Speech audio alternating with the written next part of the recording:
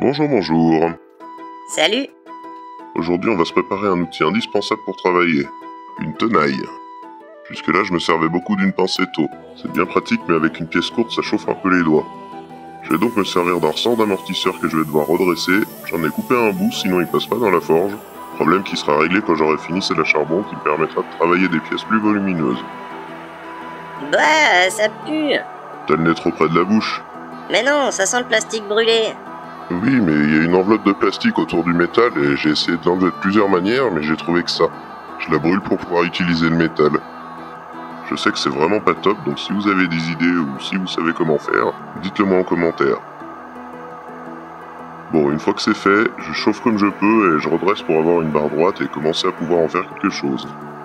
Ah oui, mais si elle rentre pas dans la forge, c'est compliqué. Je me débrouille pour qu'elle y rentre et je les grossirai avec l'étau et la pince. Fais gaffe de pas te brûler quand même. Oui, et toi fais gaffe que je te brûle pas. Voilà, je finis de la redresser et après on pourra attaquer. Au fait, t'avais pas une autre enclume? Je l'avais pas quand j'ai commencé à faire des tenailles. J'ai eu plusieurs échecs avant de réussir et pendant ce temps j'ai déménagé la grosse enclume. D'ailleurs, tu peux voir que c'était dans mes premiers jours de forge, j'ai encore la bouteille de gaz de chez Leclerc. Mais tous ces sauts dans le temps, c'est compliqué pour moi. Bon, tant qu'on règle les problèmes de paradoxe temporel, tout se passe bien. T'éviteras de croiser ton toi du passé. Bon, moi du passé? Mais ton toi du passé alors? Moi j'ai pas ce problème, je m'entends très bien avec moi-même. Je comprends rien de ce que tu racontes. Oui, je me doute que c'est le bordel dans ta tête. Allez, on continue. Je me suis fait plusieurs barres parce qu'une tenaille, c'est en deux morceaux. J'ai aplati le bout pour former le bec de la pince. C'est la partie qui serre la pièce.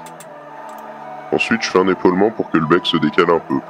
En même temps, je fais aussi un plat à la perpendiculaire du bec qui me servira à passer le rivet qui fixera les deux branches ensemble. Je le décale aussi du manche avec un épaulement. Ça va, t'as l'air de bien avancer. Oui, pour l'instant, je suis plutôt confiant. Maintenant que j'ai dégrossi la forme, j'affine un peu tout ça et je marque un peu mieux les épaulements. À mon premier essai, ça fendait au niveau du bec. J'ai coupé ça à la tranche pour pouvoir recommencer.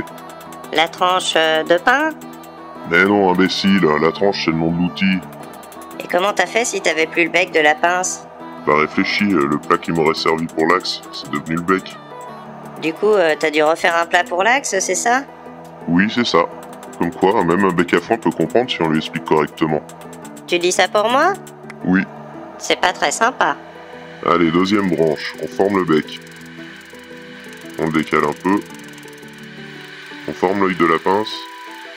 Et tout le long, on vérifie qu'elle corresponde bien à la première branche.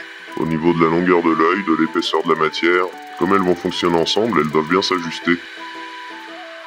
Bon, ça a l'air pas mal, on va passer à la suite. Tu vas faire quoi? Bah, je vais ajuster un peu les manches pour qu'on puisse bien voir si ça colle. Tu vas les coller? Mais non, andouille, pour voir si ça correspond. Ensuite, je vais les recuire un coup pour les détendre un peu. Bon, c'est mes recuits vite fait de l'époque, on a vu avec les couteaux que c'était pas le top. Depuis, je fais autrement. Adieu! Adieu mémé, manta qui baille. Bonjour madame. Paquet payant. C'est mon apprenti, t'en occupe pas, c'est un gnolu. Quoi? HTT. TB, blanc, rouge. Blanc, l'ivoire, c'est le chenille dans ton cabiolon. Puis tu peux pas bien panosser sur ce solant. Mais qu'est-ce qu'elle dit? Je comprends rien. T'en fais pas, la grand-mare elle est un peu barjac, elle pule de trop. Mais y a plein de peufs ici, c'est coff. Tu m'y passeras un coup d'armache. Arrête de moiner mémé, tu vas mettre encoubler dans mon chenille puis QPC et t'es bouélé. Et puis sagnol aussi. Oh là là là là. Arrête de ratasser, tu me snulles. On est ressouillé ici, je me mets à la rôde avant de t'y mettre une abadée. Bah content de t'avoir vu mémé Harvey. Harvey, pas? Au revoir madame. Bah alors, t'es tout essorballé? Mais j'ai rien compris, il s'est passé quoi? Mais c'est rien, c'est la grand-mère, elle parle pas toi. Mais moi je parle. Oui, on a remarqué, mais pas toi. C'est qui papa toi? Personne, allez, au boulot petit con. Je suis complètement perdu, on fait quoi? Bah là je me l'incoupe pour nettoyer les épaulements et je coupe les becs à bonne longueur. Et après on assemble les deux parties? Bah non, ça va pas du tout, c'est trop fin, les mâchoires tombent pas bien en face l'une de l'autre et les épaulements y fendent. Enfin bon, c'est nul, c'est raté, je recommencerai lundi. Oh zut, tout ce temps perdu. Mais non, c'est pas du temps perdu, j'ai vu la grand-mère. Mais quel rapport avec la pince? Bah y en a pas, mais laisse-moi penser à autre chose. Bon week-end. À toi aussi, à lundi alors.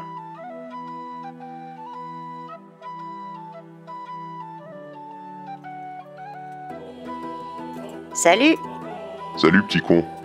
t'es encore énervé? Bah non, pourquoi? Non, une impression. Bon, aujourd'hui on recommence tout. J'ai vu le maître et il m'a dit que je partais d'une barre trop fine pour tailler une tenaille dedans. Du coup j'ai sorti une plus grosse section, c'est plus de taf mais au final, si je réussis, c'est quand même mieux. Tu crois que tu vas y arriver cette fois? Oui, ça va aller. Il m'a aussi donné des conseils pour les épaulements. Puis j'ai réfléchi un peu et j'ai même trouvé plus simple.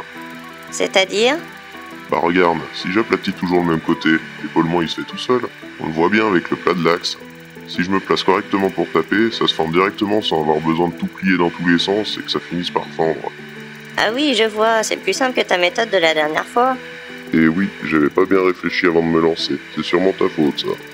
Par contre, le manche est un peu gros, ça risque d'être lourd, non? Bah je vais les tirer en carré pour l'affiner. Et après tu vas l'arrondir, c'est ça? Exact, comme ça il sera allongé, affiné et allégé. Un peu comme la crème ou le beurre? Non, rien à voir. Je vois vraiment aucun rapport. Bah, je disais ça comme ça. Oui, comme d'habitude. Ça y est, ça m'a pris pas mal de temps, mais je l'ai enfin tiré. Là, je le coupe sur une tranche. Une tranche, c'est le nom d'outil. Bah, je sais, tu me l'as dit tout à l'heure. Oui, mais je répète, hein, avec toi, on sait jamais. Et je pense même que je vais pouvoir l'allonger suffisamment pour courber le bout. Ça me permettra d'ouvrir la tenaille plus facilement. Comment ça? Tu verras, je vais déjà l'arrondir. Oh là là, c'est long à faire quand même. Bah, au final, c'est quand même moins long que si je forme ma pièce. Je mettrai moins de temps à en faire une de bien que d'en rater trois parce que je m'y prends mal. Et entre temps, j'en ai aussi profité pour me refaire un manche de marteau avant de casser un carreau. Puis c'est quand même plus confortable pour travailler de savoir qu'on peut taper sans risque et sans avoir besoin de remancher en permanence à chaque chauffe. Il était cassé? En fait, il était vieux et mal monté, il a fini par fendre. Maintenant, plus je tape, plus il tient.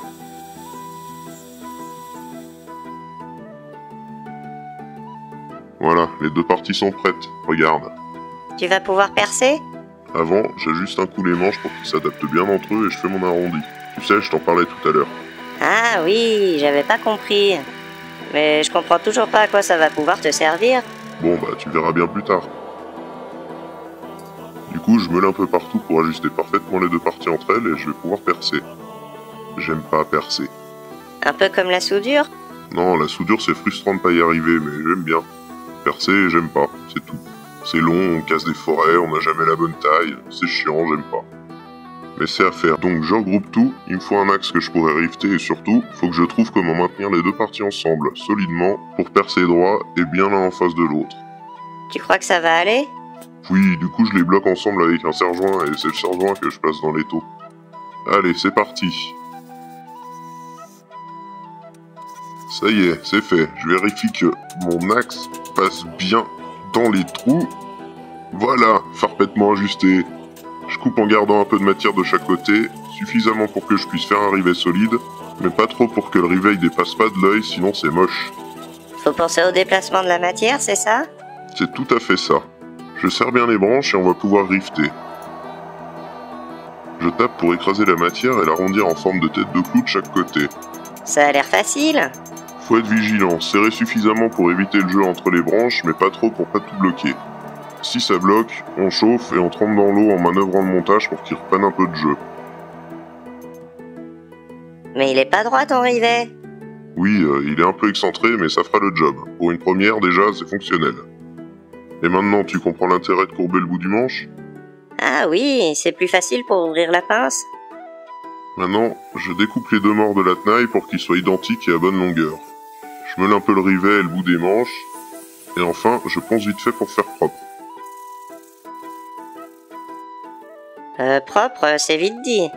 C'est pour ça que j'ai précisé vite fait. De toute façon, c'est pas trop important, elle va aller au feu et noircir assez vite. Au final, j'ai eu quelques échecs, j'ai fait des essais, mais c'était nécessaire de se planter pour savoir ce qui était important de soigner ou non. J'en ferai sûrement d'autres.